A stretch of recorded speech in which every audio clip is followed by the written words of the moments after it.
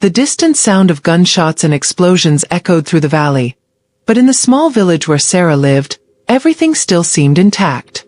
It was hard to imagine that the chaos of the civil war that was ravaging the country would reach this isolated piece of land. The wind blew gently through the wheat fields, and the river that ran through the village continued to flow as always, indifferent to the destruction beyond the mountains. Sara was kneeling on the floor of her simple house, helping her mother mend clothes. The young man's hands trembled slightly, and his eyes, always attentive to the landscape outside, revealed the constant fear that had taken hold of her. The war had been going on for years, and with each passing day the rumors of attacks on neighboring villages intensified. "Do you think they'll get here?" Sara asked hesitantly, breaking the silence that filled the room. Her mother sighed, without looking up from her work.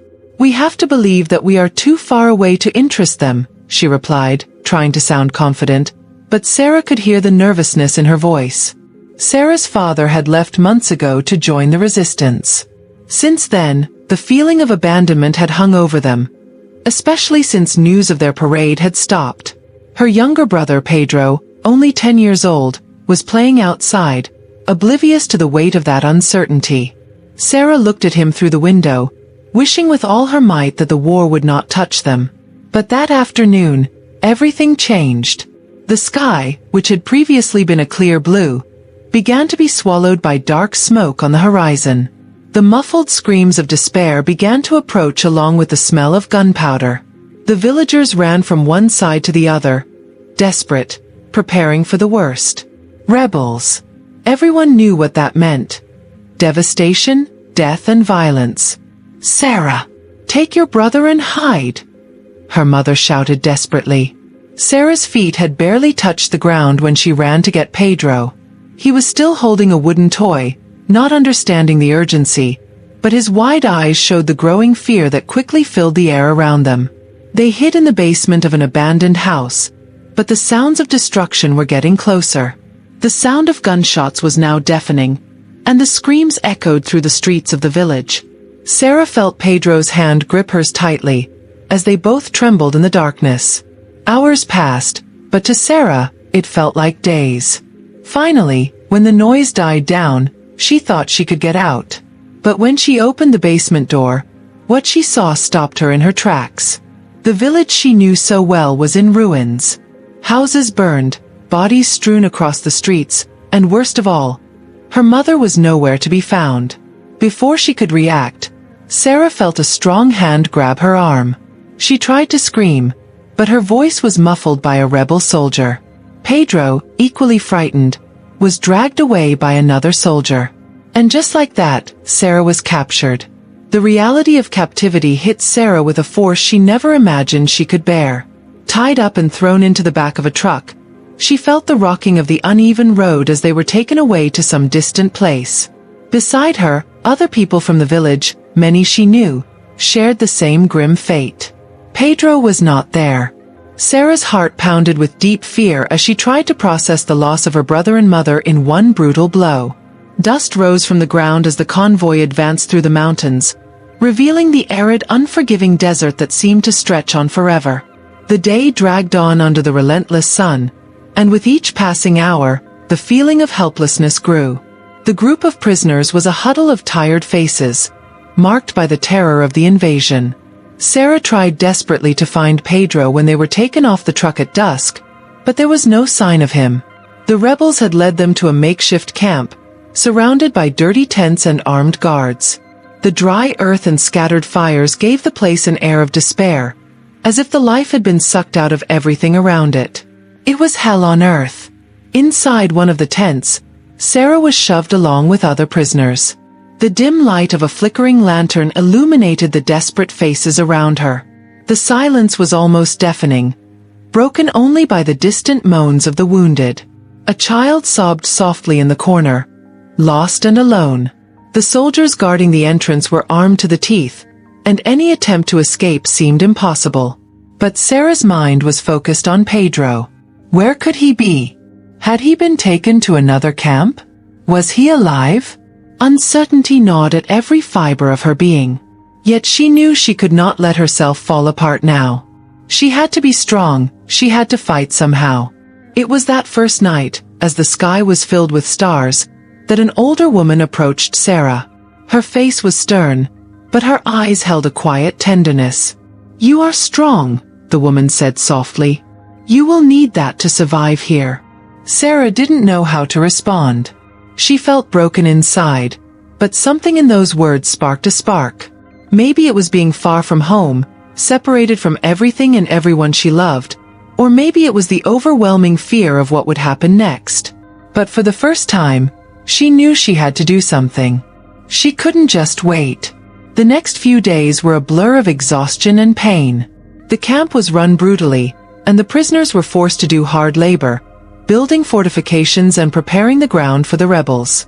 The air was thick with the smell of sweat and suffering. Sara watched the soldiers, trying to understand their routine, looking for any weakness, any opportunity to escape. She quickly learned that in this hell, strength came from togetherness.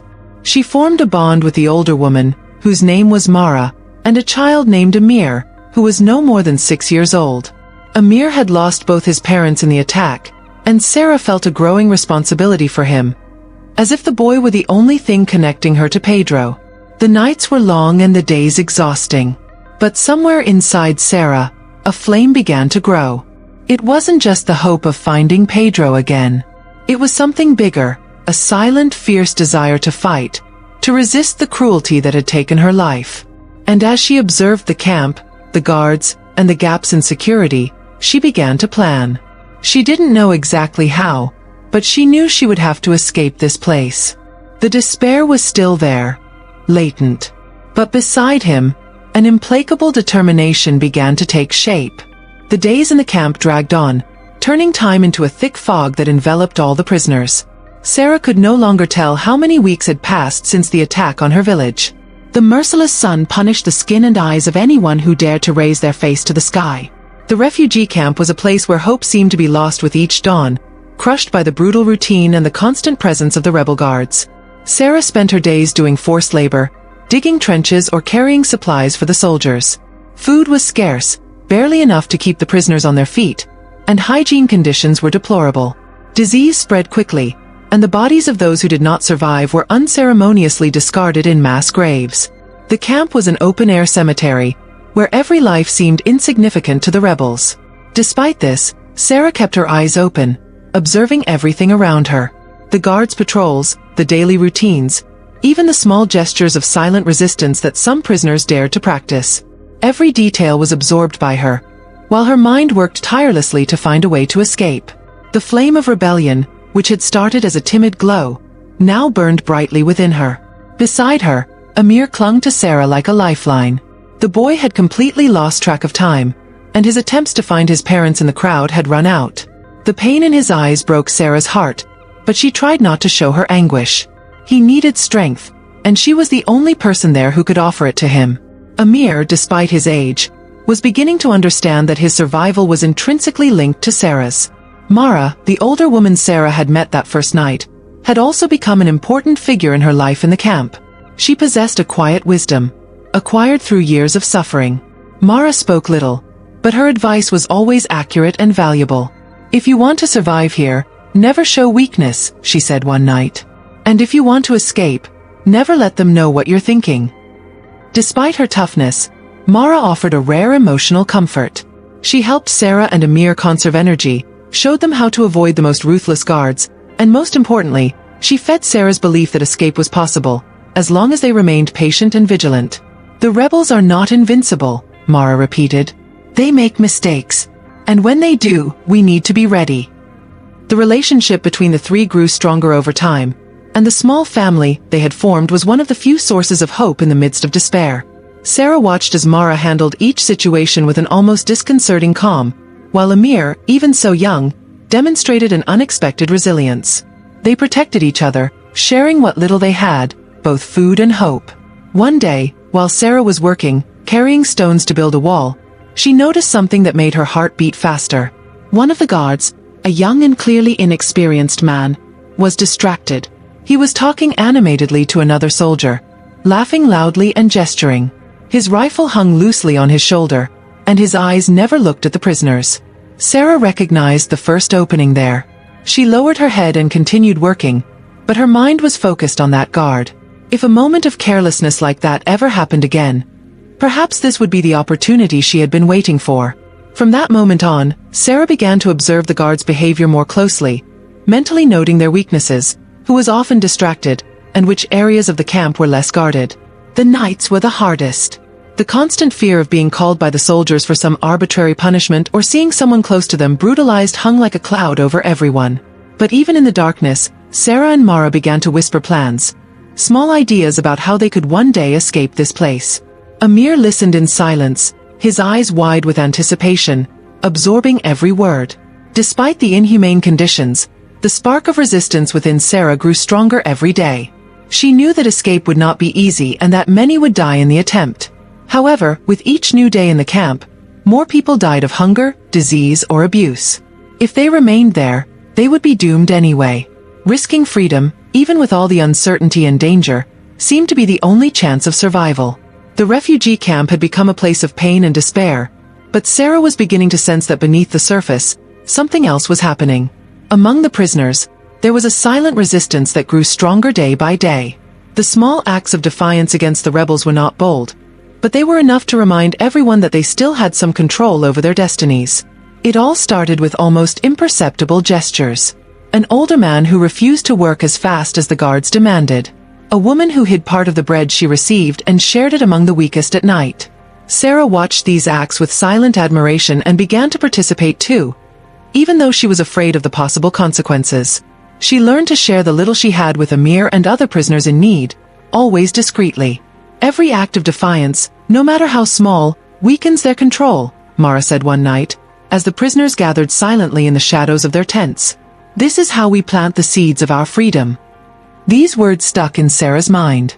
The struggle would not just be physical. It would be mental and emotional as well. And as tired as she was, as much as the physical pain of working herself to exhaustion consumed her, Sara began to understand that freedom would come not from a single heroic act, but from a series of small acts of resistance. She began working in collaboration with Mara, and together they began to create a silent network among the prisoners. Everything was done through quick glances, whispers exchanged during work, and barely perceptible gestures. The goal was not only to resist passively, but also to prepare everyone for the inevitable confrontation that would occur. Information was circulated carefully. Who were the most careless guards, when there was less surveillance, and what were the safest routes to move around the camp without attracting attention? Sara, now more confident, began to test the limits.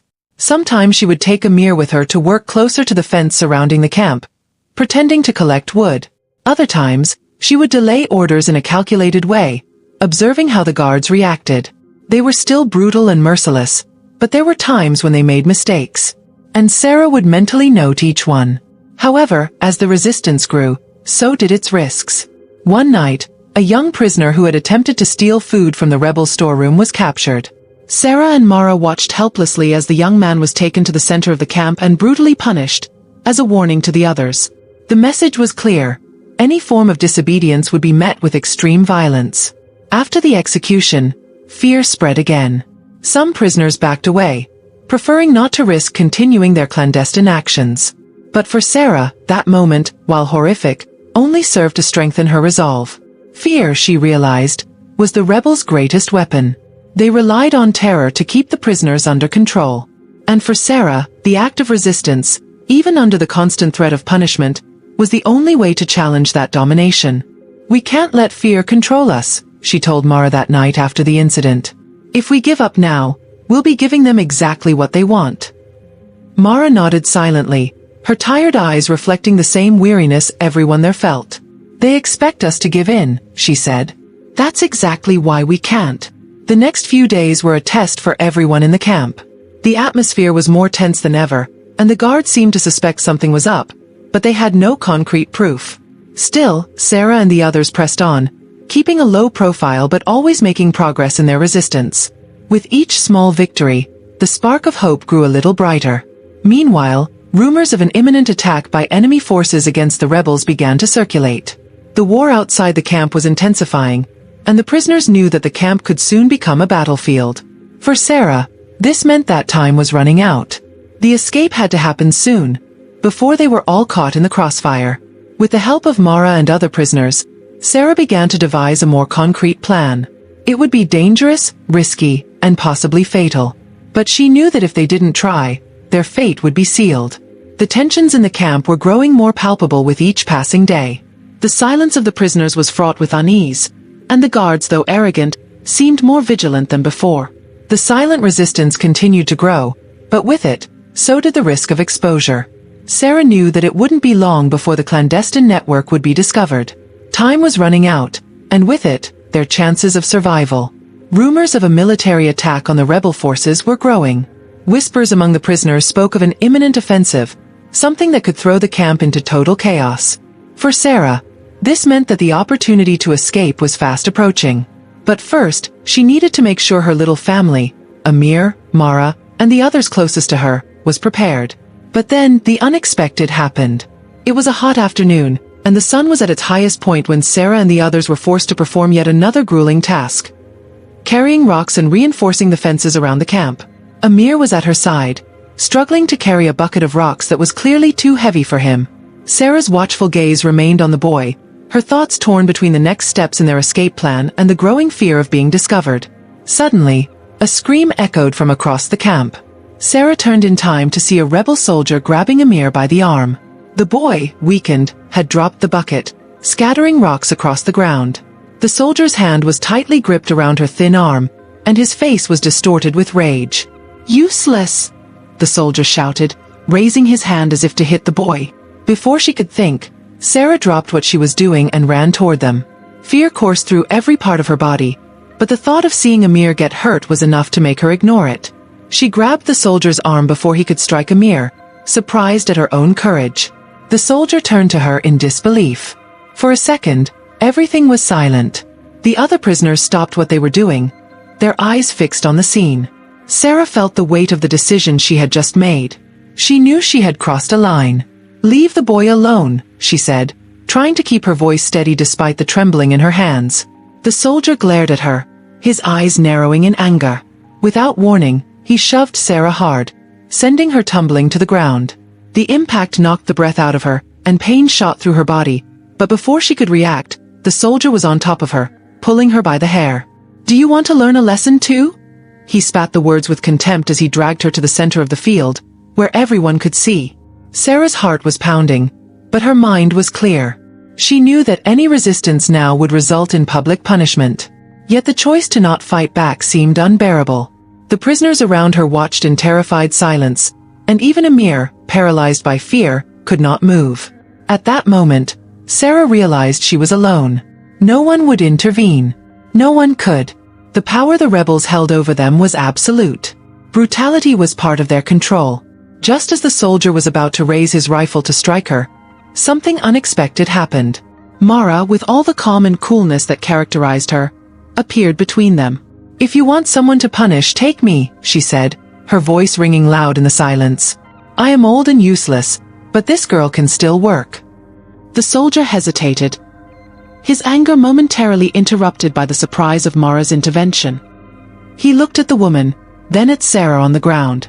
Finally, with a snarl of contempt, he pushed Sara aside and grabbed Mara's arm, leading her to the punishment area. Sara tried to stand, but a wave of dizziness stopped her. Amir ran to her, his eyes brimming with tears, but she held him tightly, trying to calm him. "It's going to be okay," she whispered, though she wasn't sure she believed it. Later that night, Sara learned that Mara had been brutally beaten. She hadn't died, but she'd been injured enough to be unable to stand for weeks. The impact of that moment was profound. The risk of resistance had become even clearer to everyone, but Mara's solidarity in sacrificing herself for her had sparked something in Sara. She realized that if they were to truly survive and escape, sacrifice was inevitable. Escape was no longer a matter of desire. It was a necessity. With the certainty that the confrontation with the rebels was imminent, Sara knew she had to speed up her preparations for escape. She could not wait any longer. The pain was still evident on Mara's face, but her determination remained intact. For Sara, her friend's sacrifice was the turning point that accelerated her decision to escape. The military offensive was approaching, and with it, the opportunity they had been waiting for. In the chaos that would surely follow, the chances of escape would increase, but so would the risks. In the nights that followed Mara's punishment, Sara began to gather the prisoners who still had the strength and courage to resist. At first, there were only a few. Amir, who despite his size demonstrated a courage that surprised Sara, and 3 other prisoners who had shown an interest in escaping. Each of them brought something important to the plan. There was Ali, a young man who worked near the fence and knew where the security was weakest. Lena, a silent but agile woman who could move quickly without attracting attention. And Karim, a former soldier who had been captured, and whose knowledge of weapons and tactics would be crucial. Gathered in one of the darkest corners of the camp, away from the eyes of the guards, Sara laid out the plan. She kept her voice low but firm as she described each detail. The offensive will happen at any moment. When it starts, the guards will be distracted trying to defend the camp. That's when we'll act. How are we going to get through the fence? Lena asked worriedly. Ali noticed that the fence to the north is weak. They didn't reinforce it well. If we move quickly, we can get through before the soldiers realize what's happening, Sara replied, looking to Ali for confirmation. He nodded. But what about the guards? Karim asked. They'll shoot us as soon as they see us. Sara paused. This was the biggest risk. She knew some would not make it out alive. But the camp was already a death sentence for many. If we stay here, we're doomed anyway, she said. If we don't try now, we'll never get another chance. The prisoners looked at each other, silent. It was a desperate plan, but Sara knew that deep down, they all felt the same. Staying here meant waiting for death, whether by starvation, violence, or war. Escape, however risky, offered the only glimmer of hope. In the days leading up to their escape, Sara and the others prepared as discreetly as possible. They gathered small supplies, stale bread and leftover water, and hid rudimentary tools that could help them cut through the fence. Every move was planned so as not to arouse suspicion. Amir, who was still too young to arouse any suspicion, kept an eye on the guards, letting them know when the patrols changed and when the areas where they planned to escape were less guarded. On the last night before the escape, Sara visited Mara, who lay in her tent, still recovering from her wounds. The woman's face was pale, but her eyes shone with calm determination. Are you ready? Mara asked, her voice weak but firm. I am, Sara replied. But you have to come with us. I can't leave you here. Mara shook her head, a sad smile forming on her lips. My fight ends here, Sara. My body can't handle this escape, and you know it. The words hit Sara with a sharp pain. She knew Mara was right, but accepting it was hard. Mara had been her anchor from the beginning, the one who gave her strength when all seemed lost. You have to keep going, Sara, Mara said, holding her hand with surprising strength. Take Amir. Take the others. Survive. Don't let everything we've been through here be in vain. Tears welled in Sara's eyes, but she nodded. I promise, she said, squeezing Mara's hand. I will fight for all of us. With a heavy heart, Sara left Mara's tent for the last time. The responsibility of leading the escape weighed heavily on her shoulders, but her determination to save Amir and the others was what kept her going. In the darkness of that night, Sara and her group waited for the first explosion that would mark the beginning of the offensive. The silence before the chaos was suffocating. Everyone was ready, each with their nerves on edge, but focused on the ultimate goal, freedom. And then finally, the sky exploded with light and sound. The first bombs fell on the camp, and the guards, caught by surprise, ran towards the trenches to defend themselves. The chaos had begun. It was time to escape. The sound of explosions echoed through the refugee camp like thunder, shaking the ground and turning the night sky into a canvas of light and fire. Sara knew this chaos was her only chance. The screams of the guards mixed with the roar of the bombs, and prisoners, caught in the crossfire, ran in all directions. The camp, once a place of rigid order and control, was now on the verge of collapse. This is it, Karim shouted, pulling Lena and Ali toward the northern fence. Amir held Sara's hand tightly, his eyes wide with fear, but he ran alongside her, keeping pace. They had been waiting for this moment, and the adrenaline that drove them was the only thing keeping them moving. Sara looked around as they ran, the chaos around her nearly suffocating her. Prisoners tried to escape, but some fell in the crossfire. The guards, confused and disorganized, fired at anything that moved. Sara knew time was of the essence. They had to reach the fence before the soldiers reorganized their forces. The group reached the weakest part of the fence, where Ali had identified the gaps in the structure. Kareem, using the makeshift tool they had hidden, began to cut the wires quickly, but the sound of explosions and gunfire made it difficult to concentrate. Sara held Amir, shielding him from the flying rocks and debris that fell around them. "Hurry up, Kareem," Lena shouted, glancing nervously at the guards who were running all over the camp. At any moment, they could be discovered. Kareem finally made a hole large enough for an adult to fit through. "Let's go," he shouted, waving to the group. Lena was the first to squeeze through the opening, followed by Ollie. Amir, small and agile, slipped through easily. When it was Sara's turn, she took one last look at the field, at Mara, whom she had left behind. The thought of her friend made her hesitate for a second, but she knew she couldn't go back. With a final breath, she ducked and stepped through the fence, feeling freedom ahead of her. On the other side of the fence, the land was a vast, dark desert, with nothing but endless night ahead. But before they could celebrate their escape, they heard the sound they had feared most, the alarm. The guards had noticed the hole in the fence. "Run!" Kareem shouted, pushing them forward. Sara gripped Amir's hand tighter and began to run, the cold night wind biting into her skin. The sound of gunfire echoed behind them, and bullets whizzed past. She knew that any mistake, any hesitation, could be fatal. Amir tripped on a rock and nearly fell, but Sara pulled him back to his feet, not stopping. They ran aimlessly, just trying to get as far away from the camp as possible. Sara could hear the shouts of the guards and the sound of military vehicles in the distance, but she refused to look back. All her concentration was on moving forward, on keeping Amir safe, and on not letting the pain and exhaustion take over. But in the midst of her despair, Sara heard a scream behind them. It was Lena. She had fallen. A bullet had hit her in the leg, and she was on the ground, writhing in pain. "Sara!" she screamed, her voice filled with panic. Sara stopped abruptly, the instinct to help her taking over her thoughts. But Kareem grabbed her arm. "We can't go back," he shouted, his voice deep and desperate. "If we try, we'll all die." Sara's inner conflict tore through her. Lena needed help, but if she went back, she would put everyone at risk. Amir, Kareem, Ollie, and even herself. The sound of the guards approaching made it clear that there was no time for hesitation. She looked at Amir, who was beside her, panting and scared, holding her hand as if his life depended on it, and it did. Sara knew that if she were caught, the boy would be doomed along with her. With tears in her eyes and her heart in pieces, Sara made the hardest decision of her life. She turned to Kareem and shouted, "Take Amir! Keep running!" Kareem nodded, scooping the boy up in his arms. Ollie, who was running ahead, looked back and motioned for them to keep going. "Come on! We have no choice."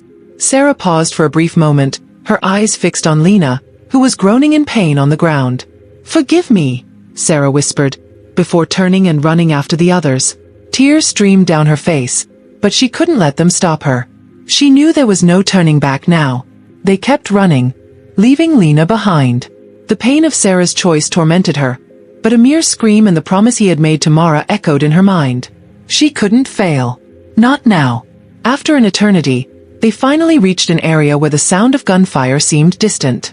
The silence was almost surreal. They had escaped, but the weight of their losses was still with them, and Sara knew that although they had gained freedom, the journey was far from over. The silence that enveloped the group as they walked away from the field was almost suffocating. The sound of gunfire and explosions seemed distant now, but it echoed in Sara's mind like an indelible memory. Each step they took across the barren terrain felt heavier than the last, and even though they had moved farther from the field, the pain and exhaustion were overwhelming. Amir was exhausted, his feet dragging in the sand as Kareem held him by the arm. The boy had no more tears, but his empty expression showed that he was on the verge of collapse. Sara knew they had to stop, but they couldn't do it out here, in the open. The rebels would surely be searching for prisoners who had escaped in the chaos, and the darkness that enveloped them was their only protection. Ollie, who was leading the group, pointed to a set of large rocks ahead. "We'll hide there until dawn," he said, his voice hoarse with exhaustion. Sara nodded, unable to speak, her thoughts still focused on Lena. Guilt burned in her chest, but she knew she had no choice. They wouldn't have survived if she had tried to save her. Still, that didn't make the loss any less painful. They reached the rocks and carefully squeezed between the cracks, finding some shelter from the freezing night wind. Sara sat down on the ground, pulling Amir close to her. The boy was shivering, and she wrapped her arms around him, offering what little warmth and comfort she had left to give. She wished she could say something comforting, something that would ease his pain and her own, but there were no words. Karim came over, sitting beside them. He had been the strongest during the entire escape, keeping them focused on the goal, but now in the darkness, Sara saw the weariness in his eyes. "We lost Lena," he said with suppressed sadness. "But we made it out." Sara nodded, but her heart was heavy. "She deserved better," she whispered. "We all do." The silence that followed was broken only by the howling wind that blew through the rocks. Neither of them could find comfort in their newfound freedom. Yes, they had escaped the camp, but at what cost? Lena was dead, and Mara, who had sacrificed so much for them, was left behind. The pain of their loss was almost unbearable, but Sara knew they had to keep going. "What now?" Amir asked, his voice small and hesitant, as if he were afraid of the answer. Sara took a deep breath, gathering strength she barely knew she had. "Now we move on," she replied, trying to sound confident, though inside she felt lost. "We need to find a safe place." "Where are we going?" Ali asked, who had joined them, concern evident in his voice. Karim, ever practical, answered before Sara could say anything. "We need to head towards the mountains. There are fewer patrols there, and we might find some villages or resistance groups." Sara nodded, agreeing with the plan. The mountains were a dangerous gamble. The terrain was harsh, the weather unforgiving, but it was the only option left. They couldn't turn back, and the border was too far away to reach without supplies. The mountains offered at least a chance to survive. As the night wore on, Sara tried to rest, but sleep would not come. Her mind was trapped in images of the camp, of Lena lying fallen, and of Mara, who had been left behind. The freedom she had longed for now felt bittersweet, tainted with the pain of loss. But she knew she could not allow herself to fall apart. Not for herself, but for Amir and the others who trusted her to guide them to safety. In the morning, with the first rays of the sun, the group rose silently. They were hungry and tired, but the need to move outweighed any desire for rest. The mountains loomed on the horizon, dark and threatening, but they also held the promise of shelter. With no other choice, they began walking toward them. Amir, still exhausted, held Sara's hand tightly, his eyes fixed on the ground ahead. He said nothing, but Sara could feel the weight of sadness and fear in the small body beside him. She squeezed his hand, offering what little comfort she could. "We'll make it," she said, more to herself than to him. The walk up the mountains was slow and exhausting. Sara's feet ached, and her body felt like it was about to collapse with every step, but she kept going. Amir, Karim, and Ali followed her in silence, each dealing with their own dark thoughts. When they finally reached the base of the mountains, the sun was already high in the sky, and the group stopped to rest in a small cave they had found. There he looked around, trying to keep their spirits up.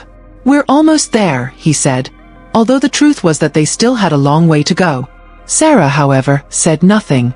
Her eyes turned to the horizon, to the vastness they had left behind. Freedom tasted bitter, but for now it was all they had. The days that followed their escape were long and exhausting. The group advanced slowly through the mountains, always alert for any sign of rebel patrols. The terrain was difficult, and the nights were freezing. Hunger was constant, and the small pieces of bread they had managed to hide were barely enough to keep them going. Still, they kept going, driven by a quiet determination and a desperate desire to survive. Sara led the group, with Amir always at her side, holding her hand tightly. Each step was a struggle against exhaustion, but she refused to stop. With each new dawn, the distance to the camp seemed greater, and the weight of Lena and Mara's loss still weighed on her. But at the same time, the freedom they had gained began to take on a new meaning for her. They had escaped the camp, but they were far from safe. The journey did not end with their escape. It was only just beginning. After several days of walking, they reached a small village in the mountains. It was a simple place, with stone houses and few people on the streets. The village was isolated from the conflict ravaging the rest of the country, and for the first time in a long time, Sara felt a glimmer of peace. However, the shadow of war still loomed over them. Karim was the first to approach the villagers, explaining briefly that they had fled a rebel camp and that they needed shelter and supplies. The locals, although suspicious at first, soon realized the group's weakened state and welcomed them, offering them food and water. It was the first decent meal Sara had eaten in days, and the relief was immediate. But as they rested, Sara couldn't shake the feeling that this was only a temporary respite. She knew the village was safe, but she also knew that eventually the rebels would come here, just as they had come to so many other places. No place was completely safe as long as the war continued. Sara sat outside one of the stone houses, staring into the distance, lost in thought. Amir slept beside her, finally at peace after days of fear and exhaustion. Karim and Ali chatted with some of the villagers, discussing the resistance and possible routes for their continued escape. It was then that an idea began to take shape in Sara's mind. She realized that she couldn't just keep running. Mara and Lena's sacrifice had been for nothing if they spent the rest of their lives just running, trying to survive another day. There had to be something more. There had to be a fight, a cause worth living or dying for. When Karim came back to join her, Sara looked at him seriously. "We can't go on like this," she said, her voice calm but firm. Karim frowned. "What do you mean?"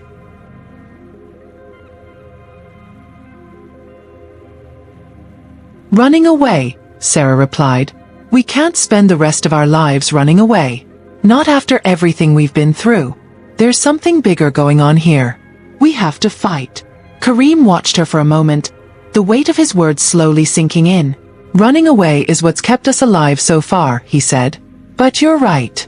If we want a future, not just for ourselves, but for everyone still trapped, we have to do more." Ali, who had crept up on the scene, listened to the conversation and nodded. "If there's a chance we can join the resistance, we should try. They need people like us, who know the camps, who know how the rebels operate." Sara felt a new wave of determination rise within her. She thought of Mara, of Lena, of all the prisoners still under the brutal control of the rebels. Running away wasn't enough anymore. They had to stand up and fight for something bigger than survival. They had to fight for freedom, not just theirs, but for everyone still trapped in this hellhole. The next morning, after bidding farewell to the villagers, the group set off. But this time, they weren't running away. They were heading toward the resistance. Each step now had a new purpose. Sara was no longer just a prisoner on the run. She was a survivor, a leader, someone who would fight to the end to ensure that Mara and Lena's sacrifices would not be in vain. As they walked along the narrow mountain trails, Amir looked at Sara, his eyes full of curiosity. "What do we do now?" he asked, his voice small but full of hope. Sara smiled, squeezing the boy's hand tightly. "We will fight, Amir. We will fight for our freedom." And with that, Sara felt that she had finally found her purpose. As the group made their way through the mountain trails, the silence between them was filled with a shared determination. Each had been transformed by the horrors they had faced and the losses they had suffered. Yet rather than allow fear and despair to consume them, they chose to stand up and fight. The journey ahead would be long and difficult, but for the first time, there was a clear sense of purpose. Sara led the group with a new strength. She was no longer the frightened young woman who had been kidnapped from her village, helpless in the face of the brutality of the rebels. Now she carried with her the lessons of Mara and Lena's sacrifice, as well as the responsibility to protect Amir and the others. Freedom, which had once seemed like a distant dream, was now a concrete goal, something worth fighting for, even if the fight was difficult and dangerous. Sara's footsteps echoed along the trail, and her mind was focused on the next step, finding the resistance and joining them. Karim, with his military experience, knew how to track groups of fighters and had already identified signs of movement in the mountains. The resistance was out there somewhere, and they knew that each day brought them closer to a new beginning. Amir, walking beside Sara, seemed lighter. Although he still carried the weight of memories of the camp and the trauma of escape, there was a glimmer of hope in his eyes. He held Sara's hand tightly, confident that with her he would be safe. "Will we find the resistance?" he asked again, his voice thick with anticipation. Sara looked at him and smiled, feeling the same hope blossom within her.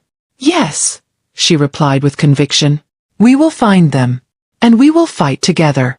The horizon before them stretched wide and full of uncertainty, but that did not intimidate them. They knew the path would be dangerous, but they also knew that they had already overcome the worst. The freedom they had begun to conquer would be defended with every ounce of strength left in their bodies. Sara's story did not end with their escape. She and her companions were just beginning a new journey, a journey of resistance, of unity, and of fighting for a better future. And as they advanced through the mountains, they left behind the dark past of the camps and walked towards a new life.